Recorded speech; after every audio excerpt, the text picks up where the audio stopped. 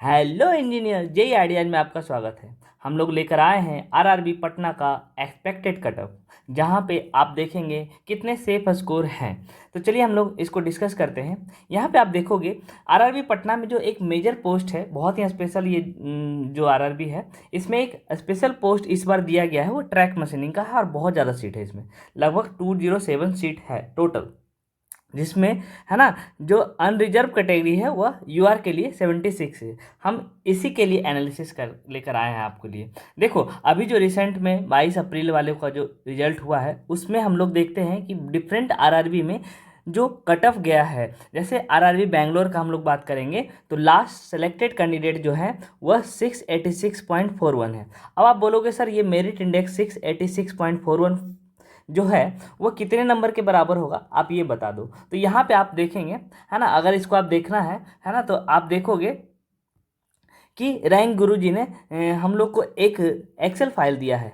पहले हम थैंक करना चाहते हैं रैंक गुरुजी को, है ना, जिन्होंने एक बेहतरीन एक्सेल फाइल बच्चों का डाटा हम लोग को प्रोवाइड किया है, जिससे हम लोग अप्रोक्स कटअप के नज़दीक जा सकते हैं, देख सकते हैं कि किस तरह का कटअप है। देखो यहाँ पे एक सिकंदराबाद का एग्जाम्पल लिया गया है। आरआरबी सिकंदराबाद में अगर हम लोग टॉप 10 बच्चों का देखेंगे, है ना, तो ये आपका नंबर है। और जहाँ की हम लोग देखे हैं कि कुछ नंबर्स बढ़े हैं, जैसे कि टीएम में सारे ब्रांच होते हैं, तो इलेक्ट्रिकल में भी बढ़े थे नंबर, और इलेक्ट्रॉनिक्स में भी बढ़े थे, और मैकेनिकल में भी बढ़े थे, है ना।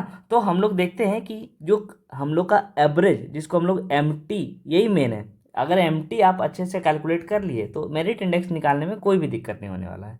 तो हम देखते हैं रिवर्स इंजीनियरिंग करके हमने इसको फ़ायदा उठाया है। और आरआरबी, है ना, जो सिकंदराबाद है 730.6729 जो लास्ट सेलेक्टेड कैंडिडेट था, है ना, लास्ट सेलेक्टेड कैंडिडेट किसके लिए, ये है आपका टीएम के लिए, ट्रैक मशीनिंग के लिए सेलेक्ट किया गया है। अब आप देखोगे कि एमटी जो हम लोग सेलेक्ट किए हैं, है ना, वह क्या है 114 नंबर, जो कि 100 में स्केल करिएगा तो 76 आ जाएगा। ऐसा क्यों कर रहे हैं, तो आप देखो, है ना, एमटी जो सिकंदराबाद का अप्रोक्स इससे निकल के आ रहा है ना, और जो बढ़ा हुआ मार्क्स है, बच्चों का बढ़ा हुआ मार्क्स, उससे निकालोगे तो लगभग 114-15 नंबर के आसपास जाएगा। तो मैंने एक अप्रोक्स कैलकुलेशन किया है, जिससे पता चला है कि एमटी का वैल्यू 114, 15, 16 ऐसे ही रहा होगा, है ना। तो लास्ट इसके अकॉर्डिंग ये जो आपका मेरिट इंडेक्स है, इसके अकॉर्डिंग जब निकाल कर लाए हैं तो वे इसके अकॉर्डिंग ये आ रहा है। अब ये देखिए, अगर ये लास्ट सेलेक्टेड कैंडिडेट है तो इससे ज़्यादा जिनका भी स्कोर रहा होगा तो वो क्या हो गया, सिलेक्ट हो गया। और यहाँ पे क्या है, अनरिजर्व कैटेगरी में 10 ही पोस्ट है,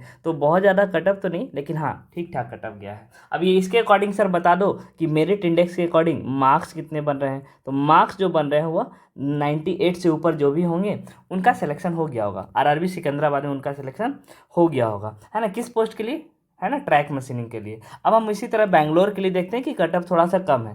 कटअप कम है कि पोस्ट भी अच्छे हैं, है ना। इसमें जो टोटल नंबर ऑफ पोस्ट देखोगे 45 था, और यूआर के लिए जो अनरिजर्व कैटेगरी के लिए जो सीट था 26 था। तो यहाँ पे हम लोग ने फिर से वैसे ही रैंक गुरु जी के जो एक्सेल फाइल से हमने क्या किया, डाटा को कलेक्ट किया, और एमटी का वैल्यू जो है अप्रोक्स 114 पॉइंट, है ना, समथिंग आ रहा था, तो इसको हमने कंसीडर कर लिया। यहाँ पे आप देखोगे लास्ट सेलेक्टेड कैंडिडेट जो मेरिट इंडेक्स दिया है आरआरबी बोर्ड ने, आरआरबी बेंगलोर ने, तो उसके अकॉर्डिंग जो मार्क्स हमने निकाल कर लाए हैं, तो 93 मार्क्स से जो ऊपर रहे होंगे, है ना, वो आरआरबी बेंगलोर में सिलेक्ट हो गए हैं। इसी तरह बेहतरीन बोर्ड जो जिसमें बहुत ज़्यादा नंबर ऑफ सीट थे वह है आपका मुंबई, लेकिन ट्रैक मशीनिंग में इसमें कम ही सीट थे। तो इसमें मुंबई में एक सीआर है और एक डब्ल्यूआर है, सेंट्रल रेलवे और वेस्टर्न रेलवे की बात हम लोग कर रहे हैं। तो यहाँ पे देखो, सबसे पहले बात करते हैं 38 सीट के लिए, सीट ज़्यादा है।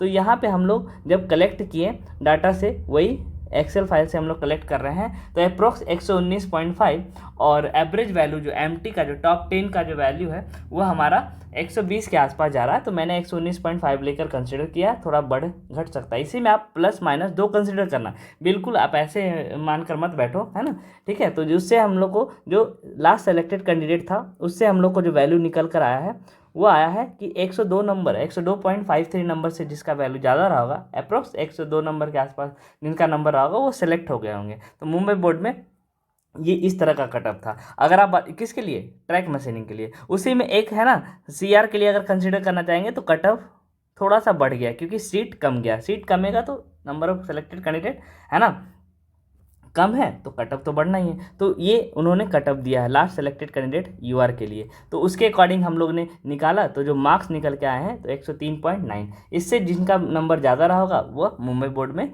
सेलेक्ट हो गए होंगे। इस तरह से एनालिसिस से हम लोग ने निकाल कर एक आरआरबी पटना के लिए एक थ्रू एनालिसिस जानना चाहते हैं। तो आप देखोगे आरआरबी पटना में नंबर ऑफ पोस्ट जो ट्रैक मशीनिंग का सबसे ज़्यादा है टोटल बोर्ड में, अगर सिर्फ बात करें, है ना, जो कैटेगरी नंबर 15 का हम लोग चर्चा कर रहे हैं, बातें कर रहे हैं, ट्रैक मशीनिंग का है। और उसमें ट्रैक मशीनिंग में, है ना, नंबर ऑफ पोस्ट जो है सबसे ज़्यादा था 207। ये सारे बोर्ड में सबसे ज़्यादा ट्रैक मशीनिंग का पोस्ट है, और यही एक पोस्ट है जो इसमें सबसे ज़्यादा, बाकी बहुत ही कम पोस्ट है।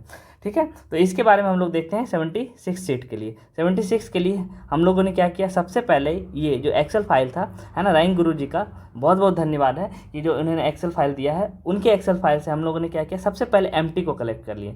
जब एमटी को कलेक्ट करते हैं तो देखो अभी रिजल्ट आया नहीं है ना, और उसमें बहुत सारे क्वेश्चंस गलत भी है। तो इसके अकॉर्डिंग 117 पॉइंट समथिंग आ रहा है। तो हम लोग ने इसको 4 या 5 नंबर ऐड कर कर चलते हैं, 4 से 5 नंबर इसमें ऐड कर कर चलते हैं, तो है ना, क्योंकि जब रिजल्ट आएगा तो बढ़ा हुआ स्कोर होगा सबका, क्योंकि सबको क्वेश्चंस गलत हुए हैं तो उसके अकॉर्डिंग मार्क्स मिलेंगे ही, है ना। तो यहाँ पे हमने एमटी को 120 नंबर कैलकुलेट किया है। 120 नंबर कैलकुलेट करने पे, है ना, जो 120 नंबर कैलकुलेट करने पे, और उसके बाद इसी डाटा में आप 76 कैंडिडेट को नीचे की ओर जाओगे तो टोटल 76 कैंडिडेट को अगर हम सेलेक्ट करते हैं according to the given data, है ना, तो हम लोग को जो लास्ट सेलेक्टेड कैंडिडेट जो है, लास्ट कैंडिडेट जो आएगा 76 पे जो था वो 104.44 था।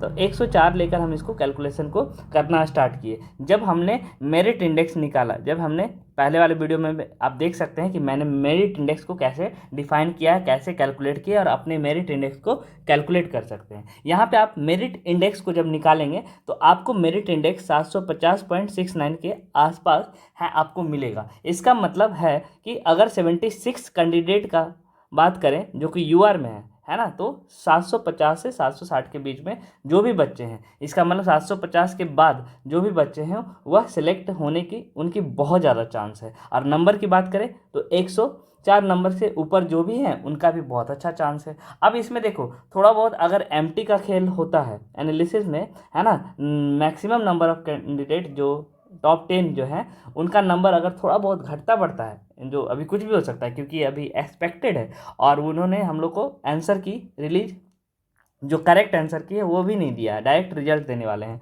तो अगर वो कंसिडर करते हैं तो ये एम्प्टी इफेक्ट होता है, तो थोड़ा बहुत इधर उधर स्कोर हो सकता है।